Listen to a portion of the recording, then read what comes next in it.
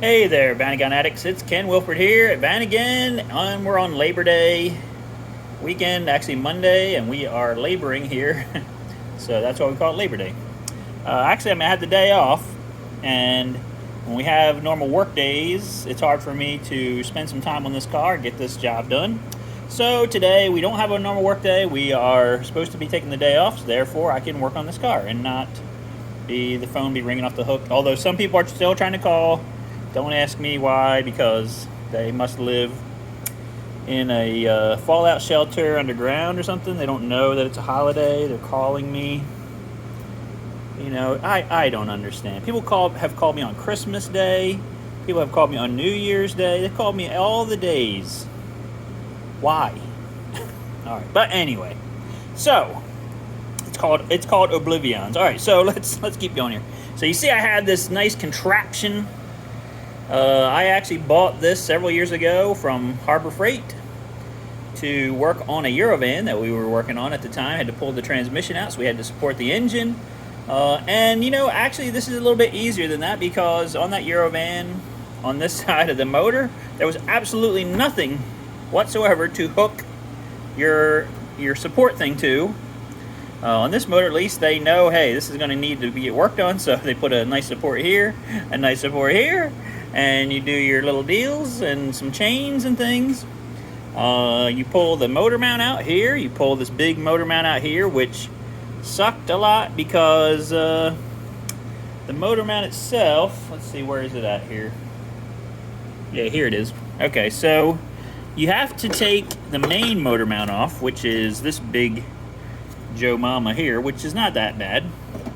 And when you have the support in place, it's pretty easy. It just took a few minutes to take that off. But the one that was really stupid and dumb was this. You have to actually take this mount off that is covering up like where the timing chain cover thing is, the lower one. You can't possibly take it out without taking this off, okay? And you can see what is holding this on. So we've got 3 of these like a spline tool deals, okay? I actually bought a nice set of these a few years ago to work on my daughter's boyfriend's new Beetle in the rear.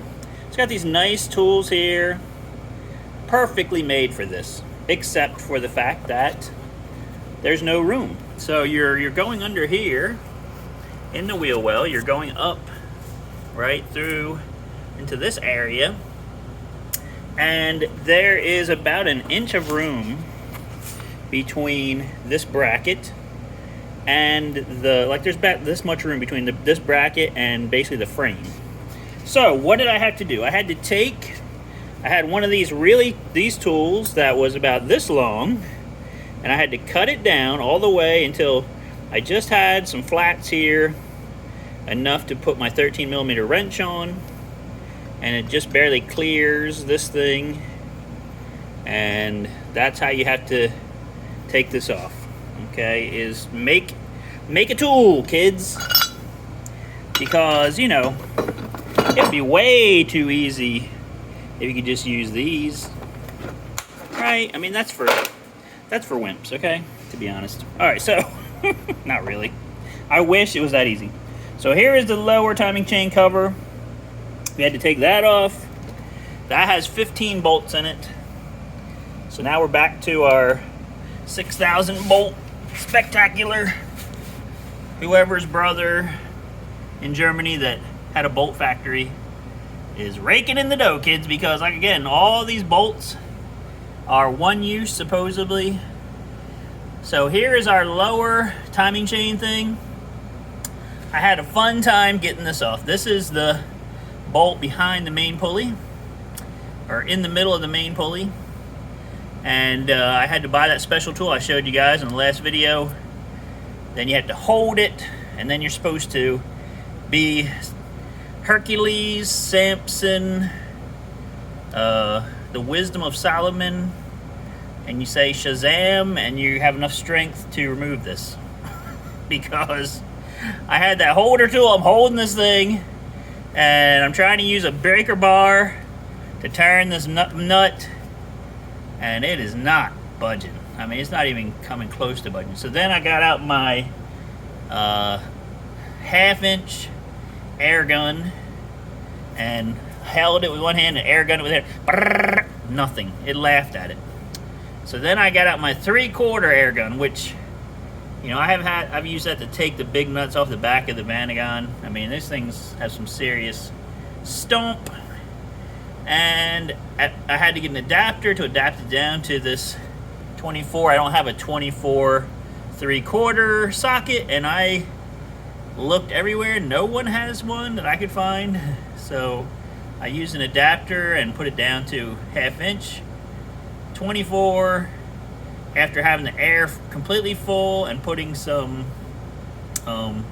oil in my air gun, it finally broke that loose and got that loose. And then you have to be really careful about putting this white spacer behind this nut, or you could use a big nut or something. You want to hold this gear in here, because apparently when you take this bolt off and you take this cover off and the big pulley off, there's absolutely nothing holding this chain and this sprocket from just going bloop and just falling out and just ruining your whole entire day. And again, why? Why would you? Why? Okay, but anyway, ours is not to ask why. Ours is just to suffer. Okay, so this is the thing that we are here for. This is the pièce de résistance. This is the timing chain tensioner that, again, was designed by idiots, because it has this big black band on it, and when you, like, this thing apparently gives tension because it has oil pressure that's kind of helping tension this chain with this unit. When you shut the car off, this piston can sometimes retract back, and this black band thing is supposed to stop it from going back too far. Okay, it has some ridges here on the top. It's supposed to kind of go back and then get caught by this black band and keep it from retracting too far to loosen the timing on the chain. But because this design was retardation, apparently this can come back. It hits this black band, or something hits in here, and it doesn't stop it, and the piston retracts all the way in. Now the car is turned off, the chain is super slack.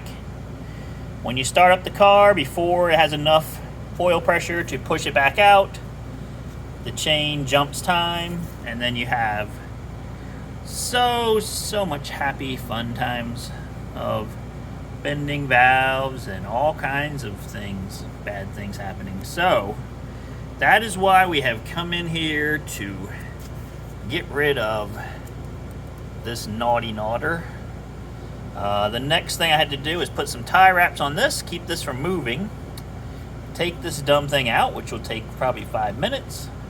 Get the new baby, put that in, which is redesigned so it doesn't have this fault here.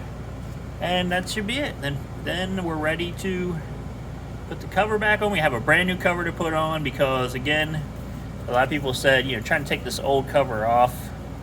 It's glued all the way around, so I had to take the glue off and clean it. That'll probably be for tomorrow because I'm tired. But trying to get this cover off without bending it, I would say, is pretty much impossible. Plus, on top of that, I would rather replace this one seal here, which comes with the new cover also. So I pried on this cover, and it popped loose eventually, but not before it got super duper kind of destroyed here on the bottom, right? I mean, you could bend it back and stuff, but why? I mean, a new one is not cheap, but again, why take a chance? I'm doing this to get rid of oil leaks. Actually, I'm not even sure if this was leaking oil, but this was covered with oil and grease, you know, from whatever was leaking, the timing cover leak.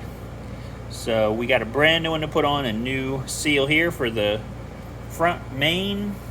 Okay, so Lord willing, and the creek don't rise and everything else, we're gonna put that timing tensioner back on, and we're gonna put that cover back on, and that is winding down. I still haven't put the intake back on, but again, I didn't really want to. I wanted to get this done, and plus I'm waiting for this one little tiny piece of plastic shim thing to show up for the intake. Still hasn't shown up yet.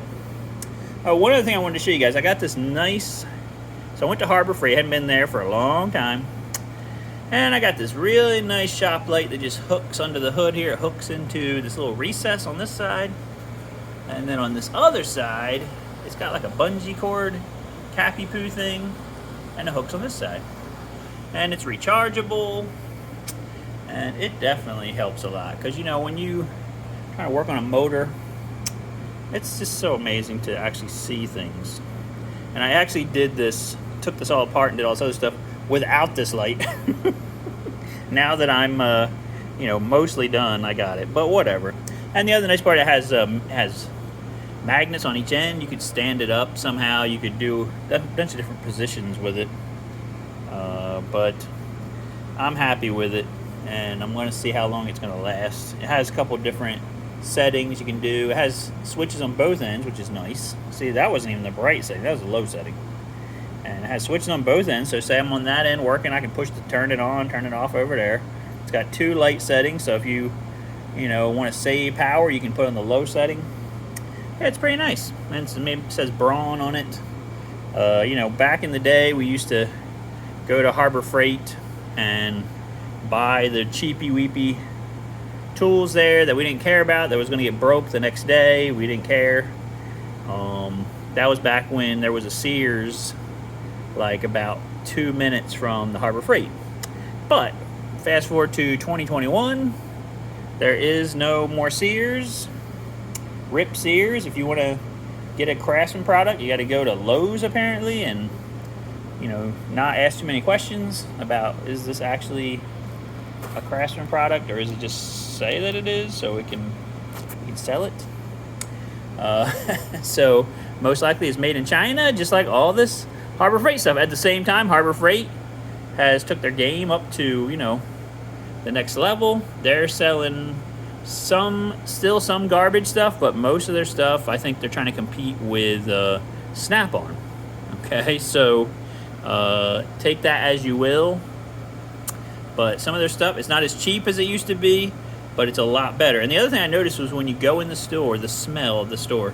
You know, back in the day, the store smelled like, you know, some kind of underground Chinese off-the-grid factory that was not quite legal, but it was churning out, you know, super cheap stuff and things.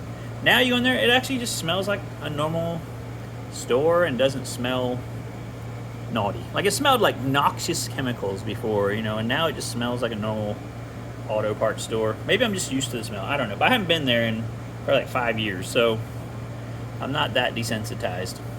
Alright, so that's my ramblings here, but what I'm trying to say is I think we have all the hard stuff done, I'm hoping. And now it's more like just putting stuff back together, making sure that everything, you know, is plugged in and all that kind of stuff.